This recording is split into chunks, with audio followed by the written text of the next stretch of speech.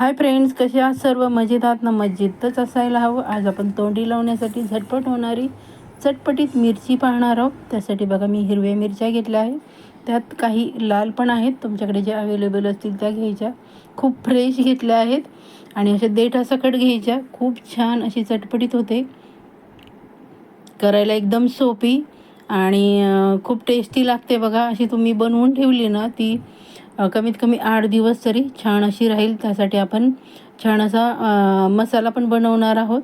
मिरची मी स्वच्छ धुवून घेतली, त्यानंतर पुसून घेतली आहे आणि त्या मसाल्यामध्ये आपण धणे, जिरे, बडीशेप आणि थोडंसं मेथ्या घालून खमंग असं भाजून त्याची पावडर बनवली आहे. अशा प्रकारे आपण मिरच्या घेतल्या, त्या आपण बघा स्वच्छ कोरड्या कपड्याने मी पुसून घेतल्या आहेत. अशा प्रकारे आपण त्याला उभा कट मारणार आहोत.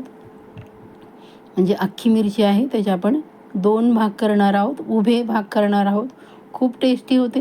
व्हिडिओ कुठेही स्किप न करता पूर्ण व्हिडिओ पहा, म्हणजे तुम्हाला कळेल. खूप छान अशी चटपटीत मिरची.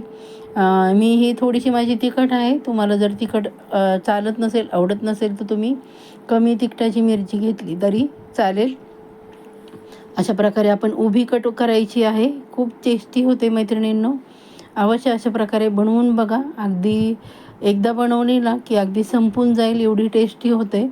अशा प्रकारे एकदा करूनच बघा. भाकरीबरोबर, चपातीबरोबर किंवा भाताबरोबर तोंडी लावण्यासाठी खूप छान अशी टेस्टी मिरची आपली. हे बघा, अशा प्रकारे कट करून घ्यायची आहे. मी अशा प्रकारे सर्व मिरच्या कट करून घेणार आहे आणि करायला एकदम सोपी. तुमच्या घरामध्ये जे साहित्य आहे त्या साहित्यामध्ये तुम्ही बनवू शकता. एवढी छान आणि टेस्टी होते आणि करायला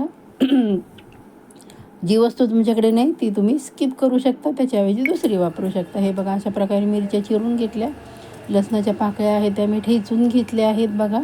त्यानंतर आपण तेल छान गरम झालं, त्यामध्ये आपण मोहरी टाकली आहे. मोहरी छान अशी तडतडून द्यायची. त्यानंतर आपण मोहरी तडतडल्यानंतरच आपण पुढचं इन्ग्रेडियंट टाकायचे. जिरे टाकले आहेत मी, म्हणजे आपली फोडणी छान बसली ना की भाजीला खूप छान चव येते. त्यानंतर आपण जो लसूण ठेचून घेतला होता तो त्यामध्ये घातला आहे. हिंग घातला आहे आणि छान असं आपण लसूण त्यामध्ये फ्राय करून घेतला आहे बघा. त्यानंतर ज्या आपण मिरच्या चिरून घेतल्या होत्या त्या त्यामध्ये फोडणीला घातल्या आहेत आणि छान असं मध्यम गॅसवर आपण परतून घेणार आहोत. अगदी चटपटीत, तोंडाला पाणी सुटणारी रेसिपी आहे मैत्रिणींनो. असं उडू नये म्हणून मी थोडंसं ताट त्याला लावलं होतं, कारण मिरच्याच्या बिया आहेत त्या उडू शकतात. कारण काळजी घ्यायची आहे. त्या बिया आहेत त्या भाजताना उडतात, म्हणून काळजी घ्यायची. त्यानंतर मी आमचूर पावडर टाकली आहे. तुमच्याकडे आमचूर पावडर नसेल तर तुम्ही येथे लिंबू पिळा तरीही चालेल, त्याने पण छान असं चव येते. त्यानंतर माझ्याकडे बडीशेपची पावडर मी बनवून ठेवली आहे, ती त्यामध्ये मी घातली आहे. त्याने पण खूप छान चव लागते. आणि हा बघा, मी घरगुती मसाला बनवला आहे. धणे, जिरे, बडीशेप आणि थोडेसे मेथी दाणे खमंग भाजून त्याची पावडर बनवली आहे. त्यानंतर हळद टाकली आहे बघा आणि थोडीशी लाल मिरची पावडर टाकली आहे, म्हणजे रंग छान येईल आपल्या चटपटीत मिरचीला. आणि चवीप्रमाणे आपण मीठ घातलं आहे. सर्व साहित्य आहे ते आपण छान असं मध्यम गॅसवर भाजून घेणार आहोत. एवढा सुगंध छान येतो आहे की नाही, तर मसाल्याने तर खूप छान सुगंध येतो मैत्रिणींनो. त्यानंतर आपण अगदी लो गॅसची फ्लेम ठेवायची आणि झाकण ठेवायचं आहे, म्हणजे मिरच्या आपल्या छान अशा शिजून निघतील. हे बघा किती सुंदर रंग आला आहे.